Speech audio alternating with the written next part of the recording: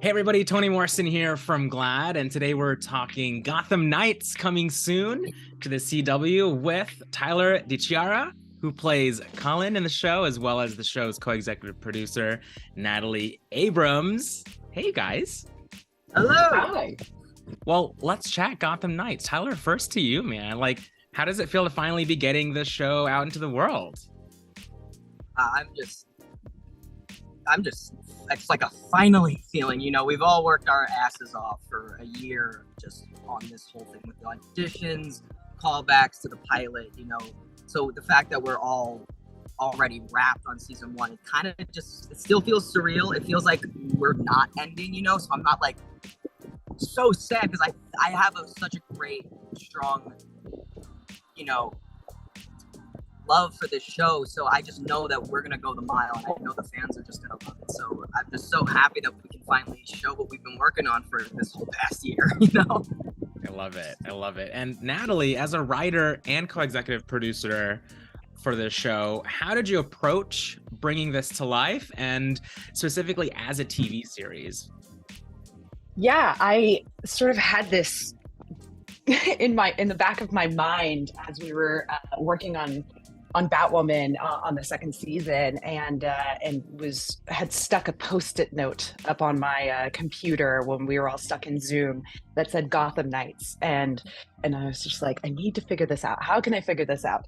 And it took a while to crack, and then the second it sort of all coalesced, it fell into place very quickly, and I remember pitching it to Greg Berlanti back in June 2021, and he's like, that sounds like a TV show.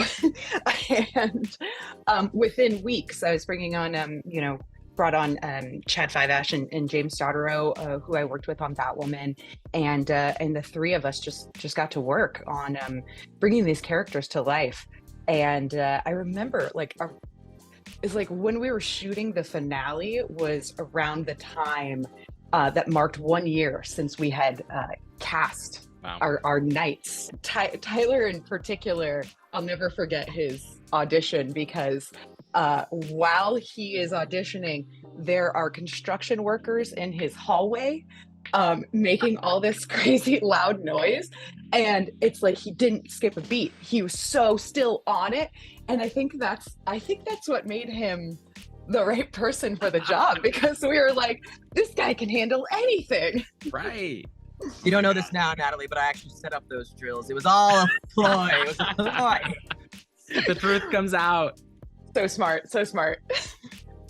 I love it. And Natalie, I'm a huge fan of notes on napkin or Post-its coming to life. So that's awesome to have that experience of kind of the origin story a bit of this show. Yeah, and it's a show I hope people will be able to relate to, because it was born out of my own grief and loss after losing my own dad, and me looking at sort of legacy and being like, can I live up to what he did, and who he is as a person, and I felt like, and Tyler, correct me if I'm wrong, but I felt like that spoke to every single character on the show, of looking at those who came before them and being like, am I going to follow down that same path, or am I going to forge my own? I think each of our characters definitely had a choice, whether to be what our parents set us up to be as, or what they hoped that we could become. I mean, even with Harper and Cullen, our parents are a little crazier in terms of that, but with Turner Hayes and Stephanie Brown and all of their characters, I feel like each of the parents in our show just want the best for their kids at the end of the day. But sometimes it's like, we're in Gotham, so it's kind of hard to give that to a child sometimes. Totally. Well, on that note, without any spoilers, one thing that really struck me really across a few episodes right away was the way that we are getting to meet the characters right where they are and exactly as they are.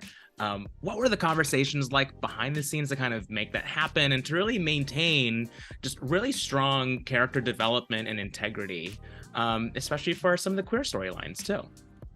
I mean, without the writers being so inclusive and just even coming up to me and asking me like, hey, is this something that your character would say, or is this something that, you know, would rock the community in the wrong way? You know, they ask me these questions beforehand. So, you know, it's a real, it makes you feel so seen and heard to have these writers just want to authentically write a story for this trans character, or just for a queer character in general. It's like they're really trying to not go against the community at all. They just want to know and understand, and want the audience to know and understand. So it's like I love these guys so much for just even letting me put in my 2 cents here and there. If they ask me a question about a line and I put my 2 cents in, they would be like, okay, yeah. And I feel like that's, being so new to this industry, it's very rare, I feel like, to even have that option. So, you know, without these guys being so open-minded to hearing some ideas, man, it's just a blessing. Like, being a part of this has just been a blessing, and that's just an added cherry on top, you know. Natalie, hearing that from the writer's room to real life, you know, what's that experience been like for you? Well, it's a really great, it's been a really great feeling to get to tell stories that, especially stories that I didn't have growing up. Because queer representation on TV when I was growing up was like Elizabeth Mitchell's character on ER getting fired from her job for being gay. And it's like, I feel like that kept me in the closet for so much longer. You know, I didn't come out until I was 24. And so now to just get to tell stories that are it's not necessarily like we're telling queer stories, we're telling human stories. Right. And some of our characters are queer. And it just, I don't know, my wife always says this to me. She always, I think she's like quoting Harvey Milk, I want to say. And she says, the more they know us, they can't judge us. And that's it. If you just get to tell these stories where we're just showing who we are as people, we're not different from anyone else, we go through the same experiences, then hopefully, I hate using this word, hopefully it'll normalize things, you know? And so we really, we lucked out throughout the development process. You know, I was able to turn to friends, you know, who were trans or queer or bisexual, you know, to be able to ask questions and make sure that we got this right. And then, then in our writer's room, we have many queer writers, along with a trans writer as well. And so it just made it more authentic, I think, being able to see everybody's different perspectives. Yeah, and Tyler, when you're translating experiences, I want to talk a little bit about Cullen.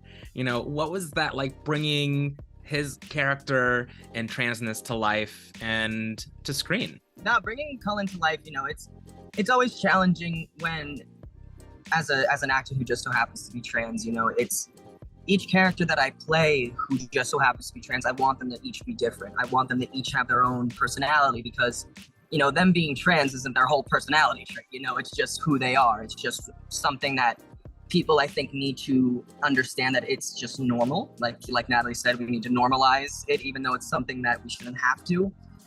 For Cullen, I really wanted to just subtly introduce him being trans, because with how the world is today, it's like you can literally sit next to a transgender person, you would never know.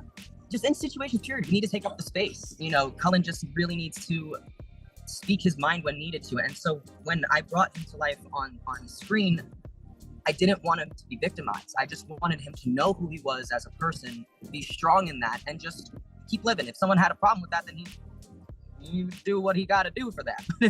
You know, he's just a man who just so happens to be trans, and he is very underestimated, because you know, you think that Cullen can't do all these things until it happens in front of you, and you're like, oh, whoa, what the hell?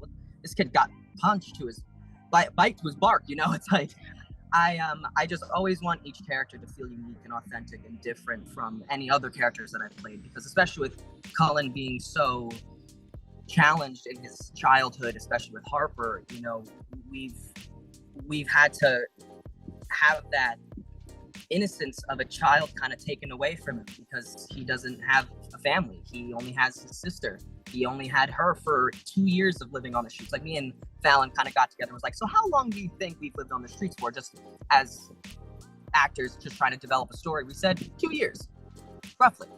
And for 2 years of living on the streets, it's like we've lost all sense of being a regular child. So it's like, on top of having my trans identity, I'm also trying to battle not having a home, trying to survive in the streets of Gotham whilst also transitioning. So it's like, it's a big challenge, but I think, people are going to really appreciate Cullen's drive and want to just have him be seen for who he is, Totally. Well, I do. For what it's worth, I do.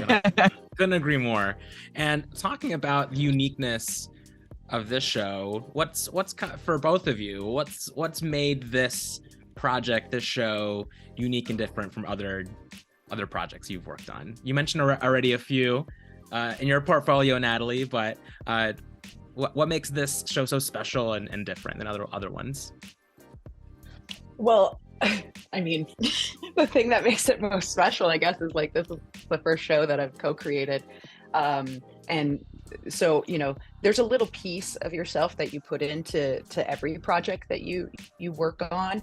But there's something so deeply personal about Gotham Knights and getting to talk about grief, getting to talk about being the other, getting to sort of fight for what you believe in, all these things that our characters are dealing with, when I'm getting to imbue just a little bit of myself through this story, as are all of our writers, as are all of our actors. I mean, everyone brought something to the show that I never could have seen coming. But my Batwoman showrunner, who then joined our show, Caroline Dries, she said a very great thing to me while I was out in Atlanta shooting our episode 11, which Tyler, I know how much we all love that episode in particular.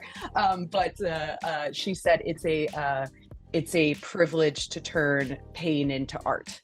And I think we all sort of got to do that through this show. I love that. Tyler, what about you?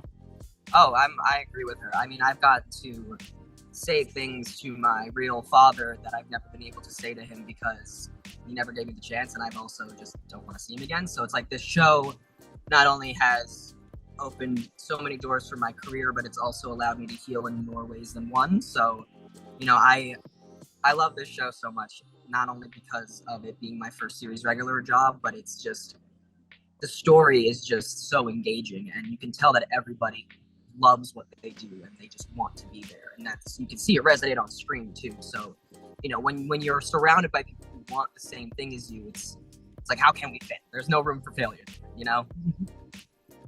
And before we hop off here, you guys, just you name checked this a few minutes ago, Tyler, but in the climate that we are in, when we as queer community, queer people are facing a ton of garbage right now in the world, to say the least, what is your message as storytellers, creators in this space? Maybe Tyler, like what should we be talking about within the trans experience? Like, what's your message to folks?